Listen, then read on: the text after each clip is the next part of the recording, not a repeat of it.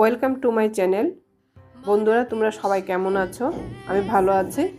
আর আমি যে রেসিপিগুলো তোমাদের সাথে শেয়ার করছি, মাঝখানে যদিও আমি একটু অন্য কাজে ব্যস্ত থাকার কারণে আমি পোস্ট করতে পারিনি।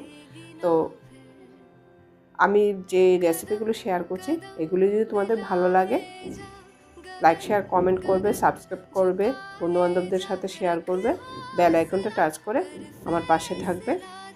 আর আজকে বেগুনগুলি এরকম করে আমি তো লম্বা করে করিনি, লম্বা করলে আমার কড়াইতে জায়গা হবে না, তার জন্য আমি লম্বা করে করিনি। তো তার জন্য প্যানে করেছিলাম, আমি ভাবছিলাম হবে না। তো যাই হোক, মানে এরকমভাবে কেটে তোমাদের কেমন লাগলো বেগুন ভাজাটা কমেন্ট করে জানাবে।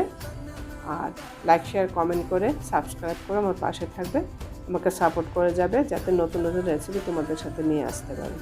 সবাই ভালো থাকবে।